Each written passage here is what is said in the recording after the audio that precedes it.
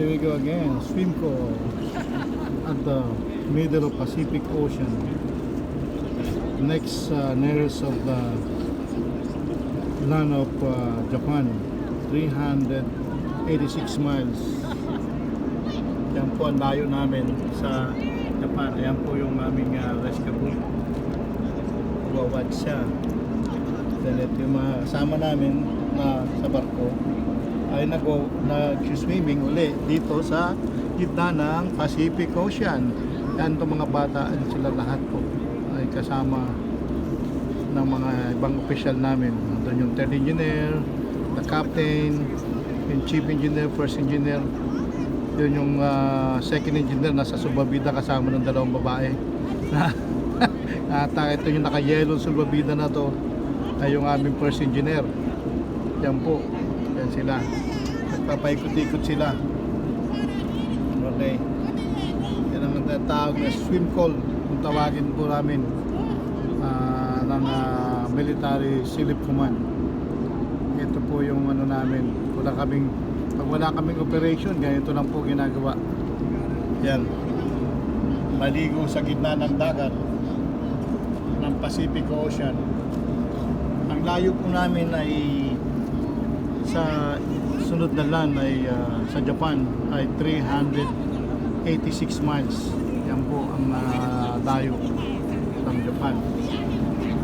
Pakikita ko sa inyo po yung map sa susunod kung gaano namin nakakalayo. Isusum ko yun, kaya ano po yung ano. Pero sa ngayon hindi ko po may ano eh. Yan. Pero napakalayo namin po sa sunod na land na to. Pero maliit na isla rito pero malayo din. Isla ng Japan na kung tawagin ay Bogi Japan. Hindi ko maibigkas yung pangalan eh. Ang hirap bigkasin. Yun ay 298 miles, almost 300 miles ang tayo dito. Pero maliit na isla yun. Pero yung doon po sa malapit po kami sa Hiroshima, sa Tokyo ay or Yokosuka ay ang layo po namin ay 380 miles. Yan po ang layo namin.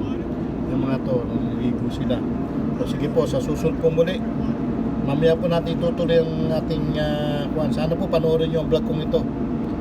Maraming pong salamat sa mga manonood. Mamaya po unang pa yung lahat pagbalik nila. Pero umikot po sila, napakalayo, ikot po sila doon lahat eh. Kasi susundan po ng aming rescue boat. Ayun po, yung isa nakabitin pa, hindi pa naiyano. Ayun yung mga nadaligo, layo po. Yan po ang karagatan ng Pacific Ocean. Wala pong displace na, malayo po. Ayan, yung iba. So muli po,